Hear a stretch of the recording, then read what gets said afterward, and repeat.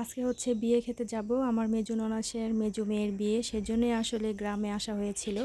তো এই যে আমাদের গ্রামের রাস্তাঘাটগুলো কিন্তু চারদিকে শুধু সবুজ আর সবুজ, দেখতে কত সুন্দর দেখা যাচ্ছে তাই না? ভয়েস দেওয়ার সময় আসলে কোনো সাউন্ড আসলে অবশ্যই একটু ম্যানেজ করে ভিডিওটা দেখে নেবেন।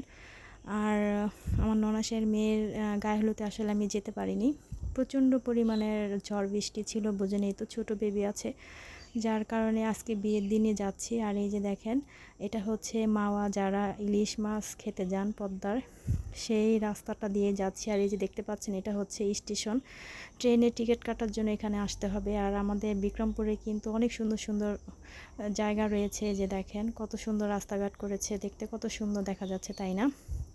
আমার এই ভিডিওটা কাছে এবং দূরে যায় যেখান থেকে দেখছেন, সবাইকে অসংখ্য ধন্যবাদ। সবাই সম্পূর্ণ ভিডিওটা দেখে সুন্দর সুন্দর কমেন্ট করবেন, আপনাদের কমেন্টগুলো পড়তে খুবই ভালো লাগে, নতুন করে ভিডিও বানাতে অনেকটাই উৎসাহ দেয়। আসলে ভিডিও দিতে ইচ্ছে করে না, আসলে ভিডিওতে তেমন ভিউজ হয় না, যার কারণে আমি অনেক দিন হয়েছে ভিডিও দেই না। সবাই একটু ভিডিওগুলো দেখবেন, সবাইকে সাপোর্ট করবেন, নতুনদেরকে বেশি বেশি করে সাপোর্ট করবেন, যেন সামনে অনেক দূরে এগিয়ে যেতে পারে। তো কমিটি সেন্টারে আসলে অনুষ্ঠানটা করা হয়েছে। আর আমার মেজো ননাসের এই মেয়ের অনুষ্ঠান আসলে অনেক বড়সড় করেই করা হচ্ছে, কারণ ওনার বড় মেয়েকে যখন বিয়ে দিয়েছিল তখন করোনার সিজন ছিল, যার কারণে এই মেয়ের অনুষ্ঠান একদম ধুমধাম করা হয়েছে। এই যে রাজধানী কমিটি সেন্টারে চলে আসছি, আর এটা হচ্ছে বাহিরের ভিউটা। আর এখানে প্রচণ্ড পরিমাণের জায়গা নিয়ে আসলে এই কমিটি সেন্টারটা করা হয়েছে। চারপাশে আসলে অনেক জায়গা ছিল, সেগুলো আসলে ঘুরে দেখতে পারি নাই।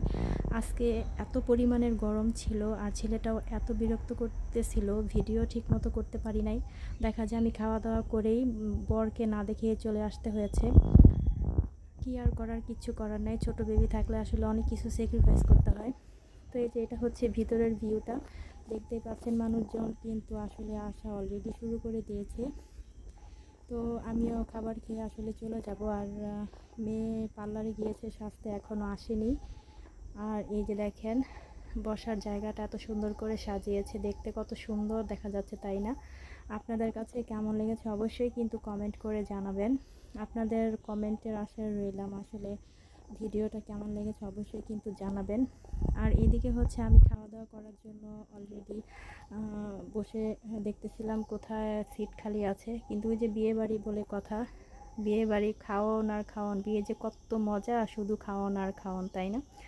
তো এই যে দুই তলায়ও মানুষজন বসছে, নিচতলায়ও অনেক মানুষজন ছিল, তো অবশেষে খাবার চলে আসছে। তো মোরগ পোলাও করেছিল, বোরহানি করেছিল, জর্দা করেছে, ঝাল রোস্ট করেছে, ফ্রাই করেছে, আর কালা ভুনা করেছিল। সবগুলো খাবারই মাশাল্লাহ অনেক ভালো হয়েছিল। সবাই খেয়ে কিন্তু সবাই অনেক প্রশংসা করেছে। তো এইদিকে অলরেডি মেয়েকে সাজিয়ে নিয়ে আসা হয়েছে, আর বরের ভিডিও করতে পারি নাই। তো মেয়েকে শুধু পার্লার থেকে নিয়ে আসছে, এটাই ভিডিও করেছিলাম। তারপর হচ্ছে ছেলের জন্য চলে আসতে হয়েছে। তো আপনাদের কাছে কেমন লেগেছে অবশ্যই কমেন্ট করে জানাবেন। ভিডিওটা ভালো লাগলে অবশ্যই একটা লাইক দিবেন, আর ভিডিওটা শেয়ার করে দিবেন। সবাই অনেক বেশি ভালো থাকবেন, সুস্থ থাকবেন, দেখা হবে কোনো নতুন এক ভিডিওতে। আল্লাহ হাফিজ।